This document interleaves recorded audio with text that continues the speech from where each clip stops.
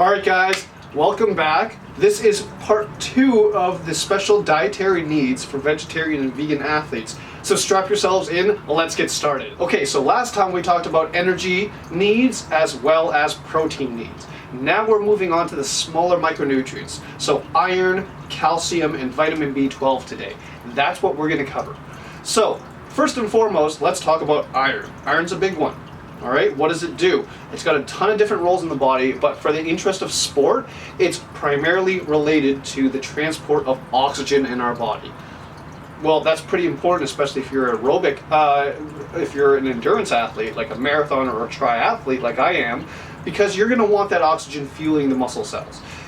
Even if you're not, let's say you're a weightlifter and you're a vegan, well, you still want a lot of iron to build those new cells, the new muscle cells, as well as transport oxygen to the type 2 muscle fibers that are working in order to help them power through your lift. It also, from an everyday standpoint, it prevents fatigue and tiredness. So if you're walking around a little bit tired, maybe you should check your iron levels. So, why is iron important? Because there's a ton of different ways our body needs it, gets it, and loses it. So the way the body loses it can be through stress, bleeding, and for women, the periods, and for everyone, poop. Yeah, I said poop. You'll lose some iron in poop. That's what just happened. Vegetarians have, based on research, lower iron stores than omnivores, even with matching dietary intakes of iron in their diet. This is likely due to a lower bioavailability of vegetarian iron sources versus a higher bioavailability in non-vegetarian iron sources. There's also the issue that if you're an endurance athlete, there's a higher turnover of iron in endurance athletes. Now this could be related to a lot of different reasons. Heel strike chromatosis is one of the best ones for runners. Plant-based sources of food also have naturally occurring substances that bind iron that don't let your body absorb it. So, especially non-heme iron, which is animal-based sources of protein, iron. So what you could have is iron, a high amount of iron in, let's say, kale, but it's bound up by phytoxylates or phytates that doesn't let your body absorb it. That's not doing you very much good. Another issue is that meat sources of iron increase the absorption rate of iron. So you see how this is a little bit of an issue, because vegetarian athletes need 1.3 to 1.7 times a normal athlete's iron intake in order to keep up. And this is much more for female athletes, because that period, it does get rid of a little bit of iron. So making sure the iron is good enough in your diet is going to help you out. So another issue with calcium, again, like iron, is its low bioavailability. And that's because there are many sources in plants that bind calcium and doesn't let your body absorb it. These are phytates from plants, legumes, whole grains, and soy, and oxalates from spinach and rhubarb. These prevent the absorption of calcium in your digestive system. And these oxalates and phytates are also found in vegetarian calcium sources like kale, broccoli, and bok choy. Now, another issue is that high sodium intake increases calcium excretion at the kidneys. So if you're having a lot of food and it's particularly spicy or salty, then you're going to pee a lot of that calcium out. Alright, so the last micronutrient we're going to talk about today is vitamin B12.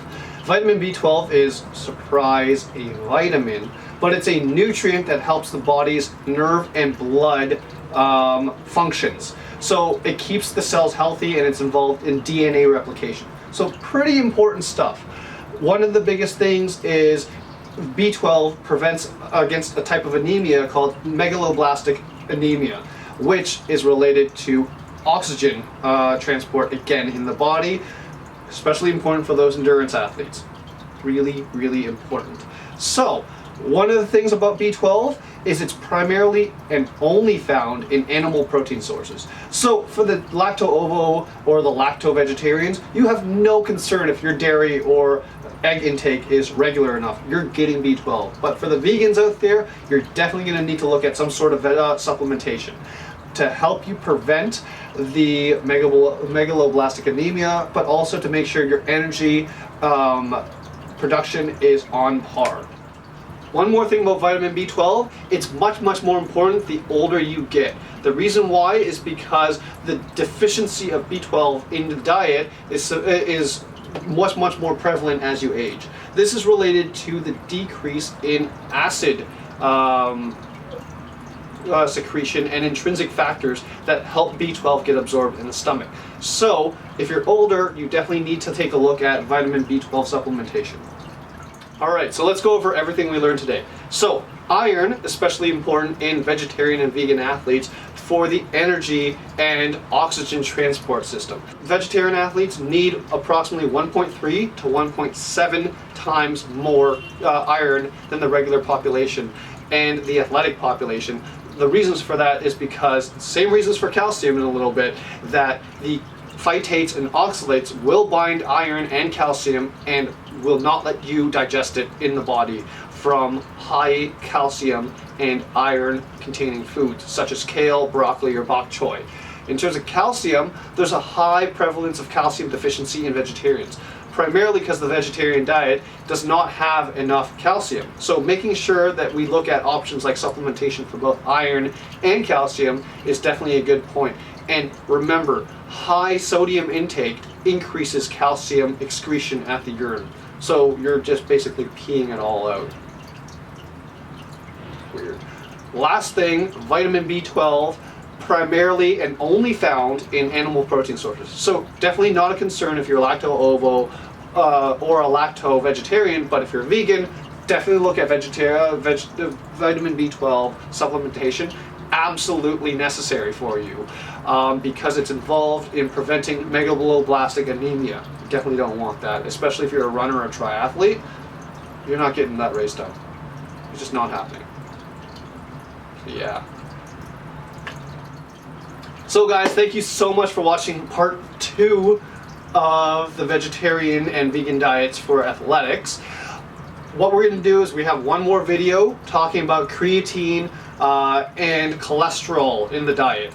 So you stay tuned and listen for that. And like always, subscribe below, link our Instagram and Twitter pages, and give us some feedback. Tell us what you think. Tell us videos that you want to hear, things that you want to see, topics that you want to see covered, and let's get it done. But other than that, thanks for watching again. Have a good day, and yeah, that'll be it.